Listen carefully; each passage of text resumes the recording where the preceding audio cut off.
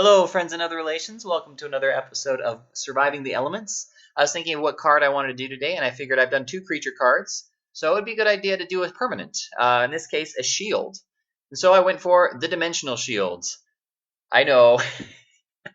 I've simply created a classic mono ether deck, one that relies heavily on the dimensional shields. But Ether is one of those decks, one of the few decks that you can easily do a one element approach with, and get away with it pretty well. And I think I balanced this one pretty well. I haven't actually tested it yet, so I'm kind of excited. But it's basically the same as any other Ether deck I've ever made. So don't judge, don't judge. Here's the import code. I'll go ahead and copy it for later. And what this relies on quite extensively is dimensional shields. A dimensional shield is a shield that blocks all attacks.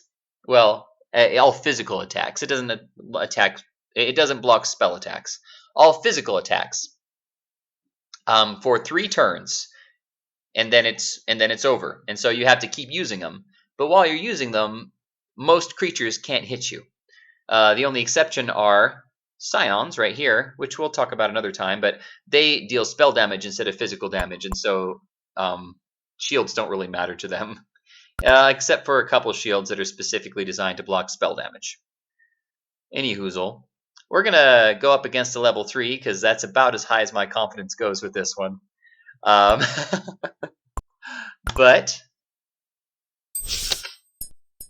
this way I'll get to show off this deck in against a somewhat equivalent opponent. This is another time light deck, which means that, under level 3, that means that I'll be facing Dune Scorpions, Deja Vus, and probably most of it. Okay, Shard of Wisdom is a card that you can't purchase. You have to win it, usually by going to the arena. And this is the Ether Shard. Every element has a shard, just like every element has a dragon, every element has a weapon. And some elements have a couple types of shields, but every element has at least one kind of shield.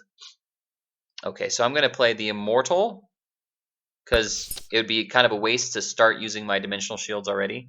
And I'm pretty sure I can play this on the Immortal, even though he is immaterial. Yeah.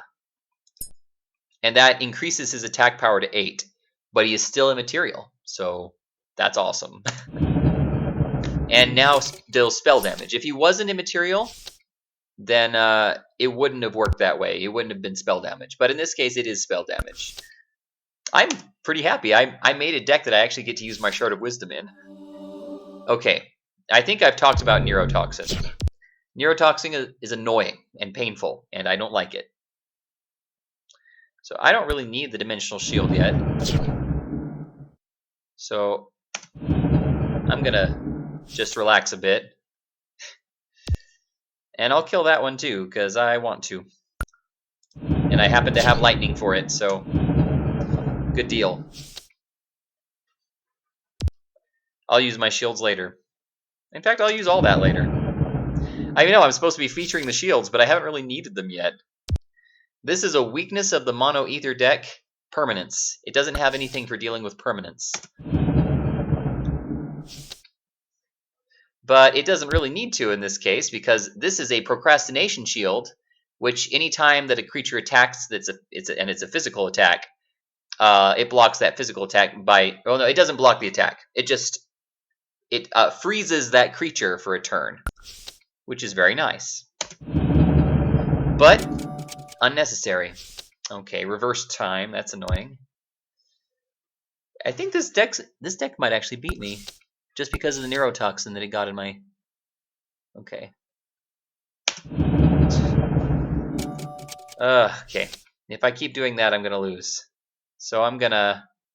Well, let's see. 8 times 4 is 32. 7 times 4 is 28. He's gonna kill me faster unless I do something about it. Okay. He's gonna kill me in 3 turns. But if I can get this right, then I can get him on the next turn. If I just, okay. Whew! This is bear. This is a bear win, but it's a win. Oh, that was painful. Thank you, friends and other relations, for watching. Hope you're having a wonderful day. Please include your comments on my my game and my deck, and give me tips for how to improve it. And if you want to use the deck yourself, I will include the import code. And if you just, yeah. Anyway, I hope you're having a wonderful day, and I will see you anon. Bye-bye.